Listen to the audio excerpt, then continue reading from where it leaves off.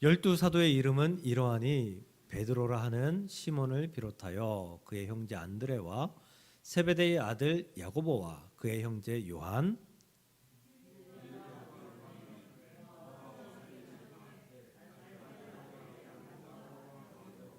가나나인 시몬 및 가롯 유다 곧 예수를 판 자라.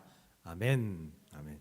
오늘 예수님의 사람들 10번째 말씀 시몬입니다. 시몬 아까 조금 전에 읽었듯이 가나안이 아니라 가나나인입니다. 가나나인. 네. 우리가 이걸 오해하고 잘못 읽어서 또 잘못된 경우들이 있어서 이거 숙지하고 넘어가야 될 것 같습니다. 시몬 하면 생각나는 사람이 있죠? 시몬 너는 아느냐? 낙엽 떨어지는 소리를. 네. 네. 시몬 하면 우리가 제일 많이 생각나는 사람이 아마 베드로일 거예요. 네. 시몬 베드로 맞죠? 근데 오늘 시몬은 베드로가 아닌 시몬이에요. 그래서 제 생각인데 예수님께서 베드로의 시몬 베드로의 이름을 베드로라라고 칭해 주셨잖아요. 반석이라고 하시면서 아마도 시몬하고 이름이 헷갈리니까 그렇게 지어 주시지 않았을까 하는 생각도 그렇게 해보게 됩니다. 우리 시몬을 살펴보며 우리에게 많은 은혜가 있기를 간절히 축복합니다. 유대인들이 가장 사랑하는 인물이 누구일까요? 저는 아닙니다. 유대인들이 가장 사랑하는 사람, 제가 입모양까지 냈는데 다윗이요. 다윗. 유대인들이 가장 사랑하는 사람은 다윗입니다. 두 가지 이유 때문이죠. 한 가지는 다윗이 이룬 업적 때문에. 다윗이 믿음으로도 가장 큰 업적을 이루었고 이스라엘 역사도 솔로몬의 부흥이 가장 큰 역사이지만 그것을 다 만들어 놓은 사람이 다윗이잖아요. 그래서 다윗을 가장 존경합니다. 두 번째로는 다윗의 혈통으로부터 메시아가 나리라. 이 예언이 있죠.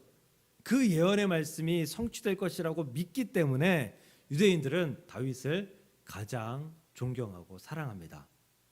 그런데 그렇게 다윗을 존경하고 사랑하는 유대인들이 다윗을 통해서 나오신 메시아 예수 그리스도는 믿지 않습니다.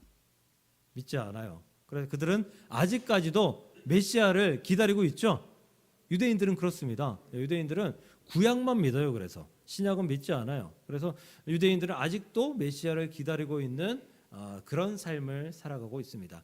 유대인들이 예수님을 메시아로 믿지 않는 이유는 메시아란 종교적으로 영적으로 자신들을 해방시킬 사람, 그리고 두 번째로는 육체적으로 사회적으로 당시에는 로마의 압제였죠. 그런 것들을 다 회복해서 이스라엘 나라를 굳건하게 독립시킬 그러한 분이 나타나실 것이다. 이 분이 메시아다라고 생각하고 있기 때문에 예수님은 인간적인 눈으로 봤을 때 두 번째의 역할은 수행하지 못했다라고 생각해서 그래서 예수님을 메시아로 인정하지 않습니다. 그런 유대인들이 메시아로 인정할 뻔한 사람이 있었습니다. 인정할 뻔한 사람이 있었어요. 그 사람의 이름은 유다 마카비우스라고 하는 사람입니다. 거의 처음 들어보실 거예요.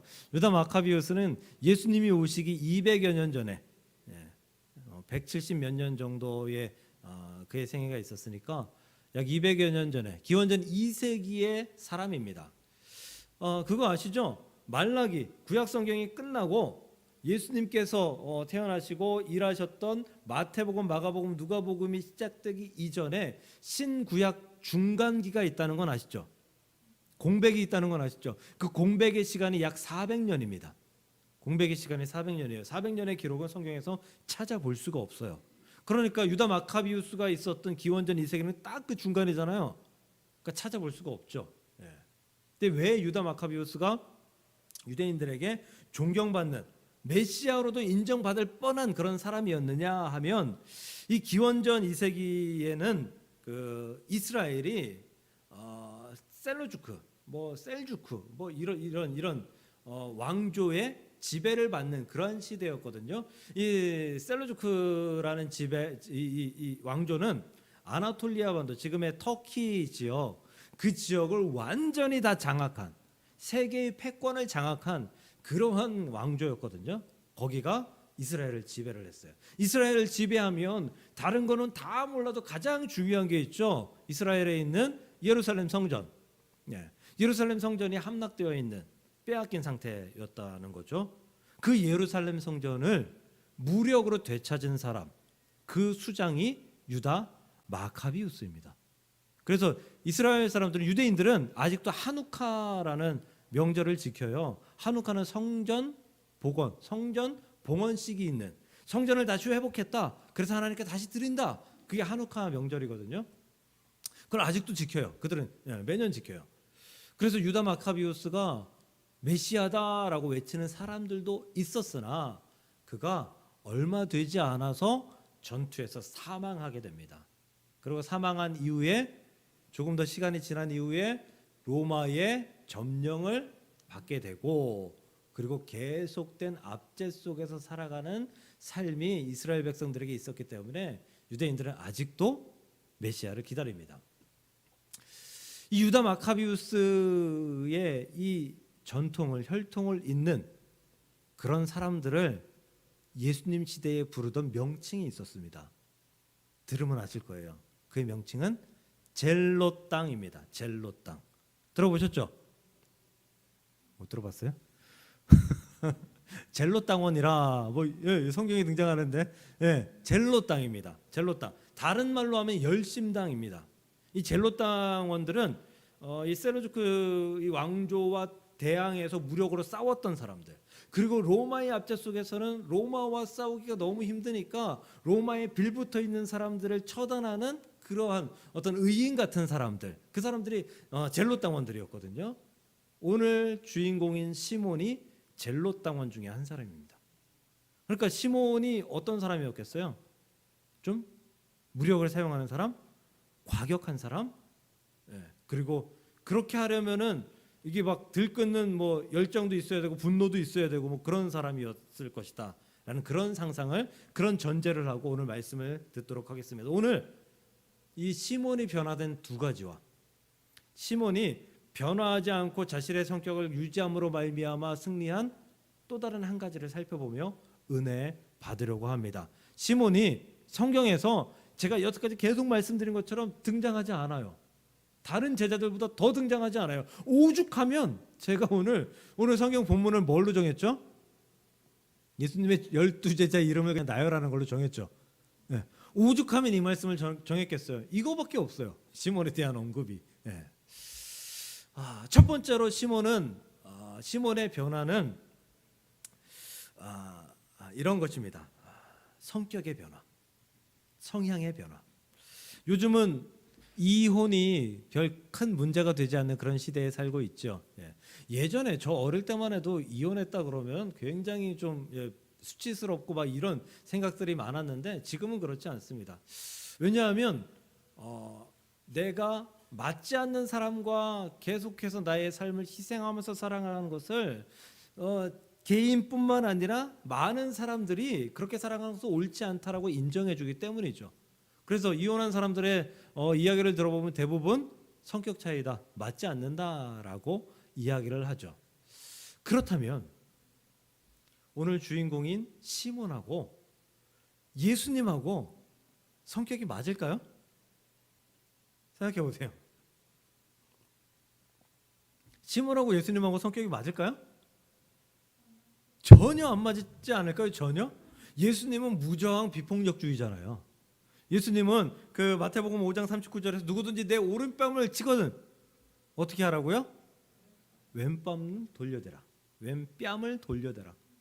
이렇게 말씀하신 분이에요. 시몬에게 이런 말을 했다면, 누군가가 너에게 오른뺨을 때렸다면 시몬은 어떻게 대답했을까요?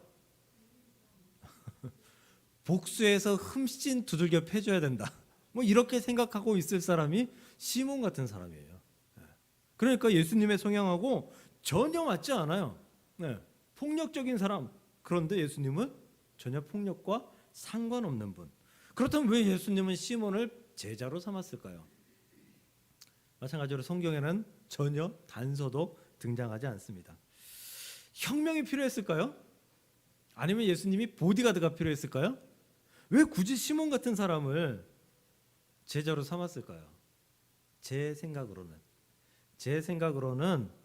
예수님은 시몬 같은 사람도 제자의 역량을 발휘할 수 있는 사람으로 변화될 수 있다라는 것을 보여주시기 위함이 아닐까라고 생각해 봅니다.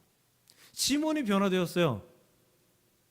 그렇다면 우리도 변화될 수 있는 것 아니겠습니까? 젤로 땅원이었던 시몬이 변화됐어요. 그 사건을 예수님께서 잡히시던 그 밤의 사건을 생각해 보면 돼요. 예수님께서 성만찬을 하시고 그리고 로마 병사들한테 잡혀가잖아요. 가룟 유다가 와서 얼굴에 뺨에 입을 맞추고 이 사람이 예수라는 것을 알려주니까 로마 병사들이 와서 잡아갑니다. 그때에 나섰던 사람이 있죠. 누구죠? 그게 시몬 베드로라고 나와 있습니다. 근데 시몬 베드로인데 시몬 컴마 베드로가 아니라 시몬 베드로 한 사람입니다. 베드로가 칼을 빼들어서 로마 병사의 귀를 자르죠. 그 로마 병사의 이름이 뭐예요? 말고. 그래서 아니면 말고 해서 예수님께서 귀를 다시 붙여주셨잖아요. 아니 생각해 보세요. 베드로가 칼을 빼들어서 말고의 귀를 잘랐다. 물론 가까이 있었으니까 그랬을 수 있어요. 그런데 그렇다면 정말 말고의 귀를 자를 만한 사람은 베드로가 아니라 시몬이 아니었을까요? 베드로는 그저 성격 급한 사람이었잖아요. 폭력적인 사람은 아니었어요. 베드로는 좀 우당탕탕 좀 아둔한 사람, 그런 사람의 표본이었잖아요. 폭력적인 성향을 가진 사람 중에 가장 으뜸은 시몬이에요. 근데 시몬이 가만히 있었어요. 아니 심지어 베드로가 잘랐어요. 그러면 예수님을 보호하기 위해서 베드로와 또 함께 싸우기 위해서 나섰어야 되지 않을까요? 적어도. 근데 성경에 아무 언급이 없어요. 시몬은 가만히 있었어요. 무슨 얘기예요? 예수님과 3년 공생에 살 동안 변화되었다라는 거예요. 그의 폭력성을 죽였다라는 이야기예요. 그의 폭력성을 예수님의 말씀을 통해서, 기도를 통해서, 삶의 변화를 노력함을 통해서 그의 폭력성을 사그라뜨렸다라는 그런 이야기다라는 것입니다.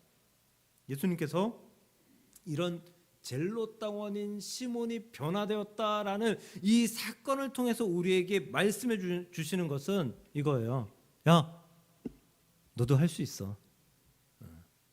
야, 시몬이 변화됐잖아. 너도 변화될 수 있어. 우리에게 보여주시는 사건이라는 사실을 믿으시길 바랍니다. 우리 시몬보다 더 폭력적인 사람이었을까요? 우리 일제시대 나왔으면 우리 칼 들고 총 들고 나가서 싸울 수 있는 사람이었을까요? 물론 그랬을 수 있겠죠. 그러나 그렇지 않을 분들도 훨씬 많다라는 사실을 우리는 인정해야 됩니다. 애국심이 없어서요? 아니요. 우리에겐 용기가, 그만한 용기를 가지고 있는 사람들이 많지 않기 때문이에요. 젤로 땅원이었던 시몬은 그렇게 과격하고 그렇게 폭력적인 사람이었습니다. 그런데 변화되어서 차분한 사람이 되었어요. 우리도 변화될 수 있습니다. 우리의 악한 것들을 내어놓기 위해서, 버려버리기 위해서 노력하십시오. 혹시나 너무 급해서 자꾸만 실수한다, 그거 버리기 위해서 기도하십시오. 그거 버리기 위해서 예수님을 닮기 위해서 노력하십시오. 그리하면 우리가 결정적인 순간에 내가 변화되었구나, 변화되어서 더 나은 사람이 되었구나 라고 깨닫는 순간이 온다는 사실을 기억하시고 변화되기 위해서 노력하고 변화되기 위해서 기도할 수 있는 저와 여러분들 될 수 있기를 주님의 이름으로 간절히 축복합니다. 두 번째 변화는요,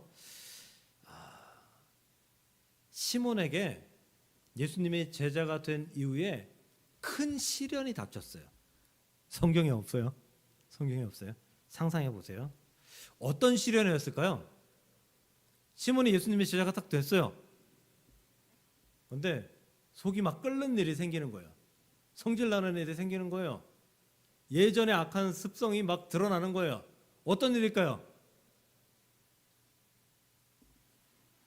세리 마태가 예수님의 제자였다라는 거예요. 젤로 덩어리는 세리마테 같은 사람을 죽이는 사람들이었어요. 로마에 빌붙어 있는 사람들을 죽이는 사람이 젤로 덩어리였어요. 시몬이 그런 일을 하던 사람이었다고요. 그런데 예수님의 제자가 딱 되고 보니까 거기에 세리였던 마태가 있어요. 어떻게 될까요? 속이 막 부글부글 끓지 않았을까요? 저걸 내가 죽여야 돼 말아야 돼. 예수님의 제자가 아니라면 내가 벌써 죽였을 텐데, 별 생각이 다 들지 않았을까요? 시몬에게 엄청난 시련, 시험이 다가온 것입니다. 근데 성경을 보세요. 마태와 시몬과의 어떤 관계에 대해서 성경에서 본 적 있으세요? 아니, 저같이 이렇게 설교하면서, 아니 말씀 전하면서 어떤 성경 공부하면서 이런 이야기를 들어본 적이 있으세요? 어디 가서도 저도 들어본 적이 없어요. 어디 가서도 본 적이 없어요. 세리 마태와 시몬과의 갈등에 대해서 기록해 놓지 않았어요. 만약에 갈등이 있었다면 기록해 놓는 게 훨씬 더 유익하지 않았을까요? 그들이 이렇게 갈등했다, 이렇게 힘들었다. 그런데 예수님의 화합과 예수님의 가르침을 통해서 그들이 서로 용서했고 이해했고, 그래서 결국은 예수님의 제자로서 사명을 완수했다. 이게 훨씬 더 훌륭한 스토리 아닌가요? 아니, 이게 수치스러워서요? 부끄러워서요? 아니, 부끄럽고 수치스러운 성경의 이야기들은 얼마나 많은데요. 그 중에 대표가 창세기 38장의 유다 사건입니다. 예수님이 어느 지파죠? 유다라고 했잖아요. 예수님 유다 지파예요. 그렇다면 예수님 조상 유다는 어떤 사람이었을까 살펴보면 창세기 38장 보면 정말 끔찍한 사건이 있어요. 어떤 거냐면 예수님의 조상인 유다가 며느리 다말을 통해서 아이를 낳은 사건이에요. 이런 사건이 있다면 기록하는 게 좋아요? 안 하는 게 좋아요? 안 하는 게 좋죠. 어떤 사건이냐면요, 그 유다에게 엘, 오난, 셀라라고 하는 세 명의 아들이 있었어요. 첫째 아들 엘이 다말이라는 사람과 결혼을 했습니다. 그런데 하나님 보시기에 악해서 이 엘이 죽게 돼요. 아들을 낳지 못한 채. 근데 유대인들의 법에는 어떤 법이 있냐면 장자를 낳아야 되는 법이 있어서 이 첫째 아들이 죽게 되면 둘째 아들이 첫째 아들의 아내였던 사람과 결혼을 해서 아이를, 장자를 낳아야 되는 법이 있었어요. 그래서 그 법대로 둘째 아들 오난이 다말과 혼인을 해서 아이를 낳으려고 했죠. 그런데 이것도 어떤 사건 때문에 낳지 못하고 하나님 보시기에 악해서 오난도 죽게 됩니다. 그럼 아들 누구 남았어요? 셀라 하나 남았죠. 이쯤 되면 다말한테 별명이 하나 붙어야 돼요. 뭘까요? 남편 잡아먹는, 요거는 말하기가 그렇고 여자. 조선시대에 그런 거 많았잖아요. 남편 잡아먹었다고. 그런 별명이 붙을 정도. 유다도 그렇게 생각했던 것 같아요. 유다가 셀라를 주지 않았어요. 그리고 며느리 다말을 불러서 셀라가 아직 어리니까 장성할 때까지 기다려라. 그런데 여기서 기다리지 말고 친정 가서 기다려라. 집에 가서 기다려라. 장성하면 내가 부를게. 다말이 그 속셈을 몰랐을까요? 알았죠. 들리는 소문도 있고 다말도 바보가 아닌데, 그래서 집에 있다가 기회가 생겼어요. 어떤 기회냐 하면 유다가 자신의 집 근처에 와 있다. 그래서 다말이 창기로 위장해서 유다와 동침을 합니다. 동침을 하고 뭐 인장과 도장 뭐 이런 것들, 양 뭐 이런 것들을 그 증표를 받고, 그리고 유다를 돌려보냈죠. 얼마가는 시간이 지났어요. 유다가 이런 소문을 들어요. 다말이 임신했대. 당신 며느리 다말이 임신했대. 유다가 성질이 나죠. 성질이 나요. 아니, 내가 가서 잠잠히 기다리면 셀라를 준다고 약속했는데 임신을 했다고? 잡아옵니다. 잡아오니 다말이 도장을 보여주면서, 그날 당신과 동침해서 임신한 사람이 나입니다. 결국은 유다가 다말 앞에 사죄하고 이야기가 그렇게 전개가 됩니다. 마태복음 1장 3절을 보면요. 예수님이 마태복음 1장에 예수님 족보가 나오죠. 1장 3절에 이렇게 나와요.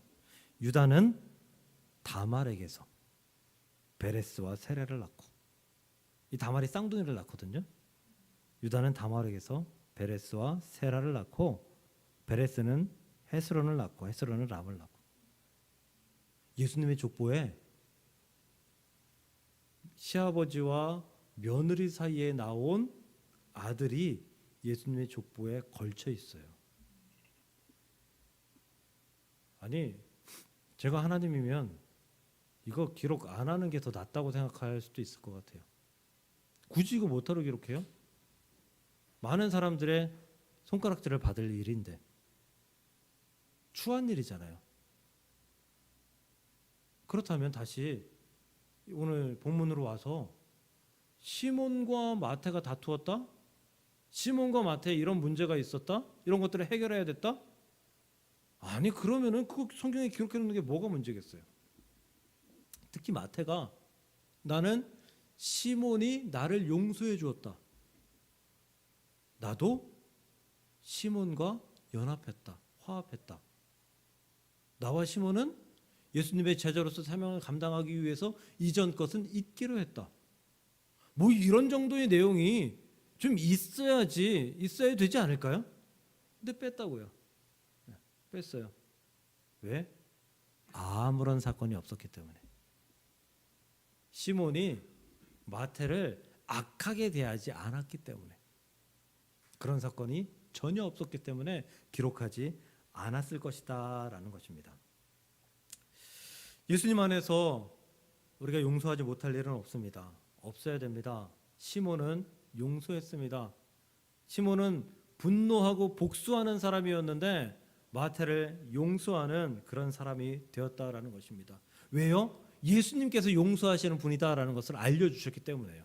예수님은 화목제물로 오셨다고 하죠. 그래서 에베소서 2장 14절 보면 그는 예수님은 우리의 화평이신지라 둘로 하나를 만드사 원수된 것 곧 중간에 막힌 담을 자기 육체로 하시고, 즉 하나님과 사람과 원수되어서 그 안에 벽이 있었는데 그 벽을 예수님의 십자가로서 무너뜨려서 하나님과 사람을 화합하게 화목하게 만드신 분이 예수님이다라고 설명하고 있는 거예요. 그러니 마태와 시몬도 화목해야 되고 우리도 화목해야 된다라는 것이죠. 시몬은 화목하지 못한 사람이었습니다. 화해하지 못하는 사람이었습니다. 그는 복수하는 사람이었고 그는 그 정죄하는 것이 몸에 배어있는 사람이었습니다. 그런데 마태에게 복수하지 않았고 정죄하지 않았습니다. 그리고 그를 용서하고 화합하고 연합해서 열두 제자로서의 사명을 감당하는데 거리낌이 되지 않은 모습을 우리에게 보여줬다라는 것입니다. 사랑하는 성도 여러분, 우리에겐 이런 거 없나요? 저도 예전에 이런 말 많이 했어요. 나도 보기 싫은 사람은 안 봐. 한 번은 용서해도 두 번 용서하기 힘들어. 아니, 걔는 안 돼. 우리 말에 이런 얘기 있죠. 사람은 고쳐 쓰는 것 아니다. 속담에 재벌을 개주냐, 뭐 이런 속담 있죠. 그런데 예수님 안에 들어오면 이 모든 것이 바뀝니다. 사람은 고쳐 쓸 수 있습니다. 재벌을 개줄 수 있습니다. 예수님이 변화시키는 원동력이시기 때문임을 믿으시길 바랍니다. 그러므로 우리도 변화될 수 있어요. 성격 급한 거 고칠 수 있어요. 예수님 안에서 불순종하는 거, 불충성하는 거 고칠 수 있어요. 우리의 삶에 있어서 예수님이 싫어하는 그런 모든 것들 다 고칠 수 있어요. 술 끊고 담배 끊고 이거 다 할 수 있어요. 못할 거 없어요. 시몬 베드로가 자신이 평생 살아왔던 모든 것들을 다 버릴 수 있었던 것 같이, 그러면 사랑하는 성도 여러분, 다시 한번 부탁드립니다. 버리시고 화목하고 변화되기 위해서 노력하시고 기도하는 저와 여러분들 될 수 있기를 주의 이름으로 간절히 축복합니다. 마지막이요. MBTI 해보셨습니까? 한참 유행이죠. 몇 년 동안. 저 대학교 초반 때, 초년생 때 유행이었었는데, MBTI는 그 성격을 16가지인가요? 그렇게 나누는 그런 성격 유형 테스트입니다. 그 MBTI 중에서 4가지 알파벳으로 뜻하는데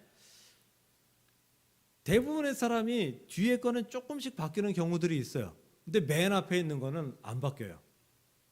I하고 E죠. I는 내향성, E는 외향성을 뜻합니다. 저는 I입니다. 누가 봐도 I죠. 예, 내향적인 사람입니다. 절대 안 바뀌어요. 단 한 번도 바뀐 적이 없습니다. 여러 번 해봐도 한 번도 바뀐 적이 없어요. 외향적인 분들도 마찬가지일걸요. 근데 보면 내향적인 사람들은 외향적으로 살아가는 사람들이 좀 있어요. 보면 연예인들 중에서 아이를 가진 사람들이 꽤 많다고 하더라고요. 그런데 그 사람들은 굉장히 외향적으로 살아가는 사람들이잖아요. 근데 이 외향적인 성격을 가진 사람들은 그냥 딱 보면 알아요. 그분들은 내향적으로 자신의 성격을 숨기는 것을 잘 못해요. 대부분이 그래요. 시몬도 아마 MBTI 찍으면 E 나왔을걸요. 그러니 복수하러 다녔겠죠. 그러니 열정을 가지고 그 나라를 회복하기 위해서 일할 수 있는 사람이 되었겠죠. 아이 같은 거 가진 사람들은 아마 독립자금 만들고 그거 투자하고 그거 지급하고 이런 일들을 했을 가능성이 높아요. 이 시몬이 가지고 있던 자신의 성격, 이 외향적이고 열정적인 성격을 버리지 않았습니다. 않았을 것 같아요. 그래서 그는 그 열정을 가지고 예수님과 함께 살았고 예수님의 사명을 감당했습니다. 젤로 땅의 이름도 열심당이다라고 말씀드렸죠. 시몬은 사도가 된 후에 자신의 장점인 열정을 사용합니다. 제가 도마가 인도 가서 사역하다가 죽었다 그랬죠. 인도에 가서 인도 가서 사역하다 죽었습니다. 뭐 누구는 어디 가서 사역하다 죽었고 누구는 그렇게 이야기하는데 이 시몬은 어디 가서 사역을 했는가 하면 소아시아에서 사역을 했습니다. 소아시아는 지금의 그 터키의 그 보스포러스 해협 지나서 지중해 가는 그 이제 보스포러스 해협과 지중해 맞보고 있는 그곳이 소아시아 지역이거든요. 그 소아시아 지역에서 사역했습니다. 그런데 시몬은 또 북아프리카 지역에서 사역을 했습니다. 이 소아시아 지역에서 지중해 넘어서 그 이집트 넘어서 스페인 이집트 넘어서 그래서 갈 수 있는 데가 북아프리카잖아요. 엄청나게 먼 길이에요. 거기서도 사역을 했습니다. 사명을 감당했습니다. 또 그것뿐만 아니에요. 또 그는 페르시아에서 사역을 했습니다. 또 흑해 연안 즉 이스라엘 지역에서도 사역을 했습니다. 그가 열정이 없는 사람이었으면 그가 가지고 있던 열정을 버린 사람이었으면 그는 아마 그렇게 사역하지 않았을 거예요. 그냥 한 곳에서 조용히 사역하다가 뭐 빌립처럼 도마처럼 조용히 사역하다가 그러다가 순교당하고 그러다가 하나님 곁에 가고 그런 삶을 살았을 거예요. 그런데 여기저기 다니면서 여기 어느 정도 되니까 나는 여기에 다른 사람한테 넘겨주고 이쪽 가가지고 내가 사역할 거야. 그 먼 길을 달려가서 사역합니다. 결국은 마지막 사역지인 페르시아에서 사역하다가 전도하다가 그 폭도들의 칼에 찔려 죽게 되며 순교하며 인생을 마치게 됩니다. 사랑하는 성도 여러분, 그리스도인들은 열정이 있어야 됩니다. 성격이 I이건 E건 상관없이 열정이 있어야 됩니다. 왠 줄 아세요? 하나님이 열정적인 분이거든요. 하나님이 그 열정을 가지고 아브라함을 세우시고 구약의 역사를 이루시며 예수님을 이 땅에 보내시기까지 엄청나게 열정적으로 일하신 것을 우리가 인정하잖아요. 예수님이요? 예수님의 열정 빼면 뭐가 있어요? 열정이 예수님의 뭐 거의 전부라고 이야기할 정도로 열정적으로 살아가신 분이 예수님이에요. 그 열정이 없다면 이 땅에 오시지도 않았을 테고 그 열정이 없었다면 십자가에 죽으시지도 않았을 거예요. 예수님께서 승천하시면서 우리에게 열정 가지라 말씀하셨죠. 사도행전 1장 8절을 보면 오직 성령이 너에게 임하시면 너희가 권능을 받고 예루살렘과 온 유다와 사마리아와 땅 끝까지 이르러 내 증인이 되리라. 이거 열정 갖지 않으면 할 수 없는 일이에요. 너희들 열정 갖고 사명 감당해라 부탁하고 명령하셨다라는 것입니다. 그러므로 사랑하는 성도 여러분, 우리 안에도 이 시몬과 같은 열정이 예수님께서 명령하신 열정이 있기를 주의 이름으로 간절히 축복합니다. 말씀을 정리하겠습니다. 시몬은 변화의 아이콘입니다. 그는 예수님과 전혀 다른 성품이었지만 예수님의 성품과 닮기 위해서 3년 내내 부단히 노력하는 사람이었습니다. 그는 폭력적이고 복수하는 사람이었고 정의로 들끓는 사람이었지만 그럼에도 불구하고 그 모습을 변화시켜 화합하는 사람, 이해하는 사람으로 변화되었음을 믿으시길 바랍니다. 그는 평소부터 가지고 있던 열정을 예수님을 위해서 사용하기로 결정하고 그런 평생 동안 그 열정을 사용하면서 예수님께 하나님께 충성했습니다.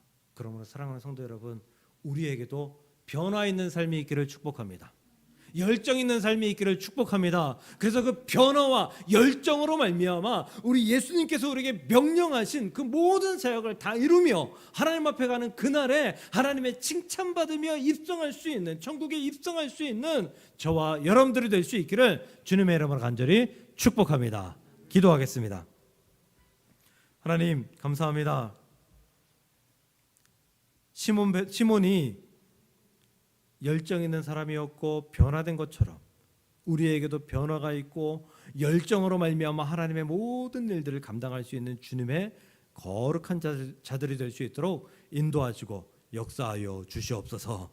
아버지, 하나님 앞에 충성하기 위해 하나님 앞에 모든 것들을 드리기 위해 우리의 삶을 주 앞에 내어놓는 그런 시몬과 같은, 그런 제자들과 같은 그런 예수님의 사람이 될 수 있도록 우리에게 은혜와 축복으로 함께하여 주시옵소서. 예수님의 이름으로 감사하며 기도드리옵나이다. 아멘. 아멘.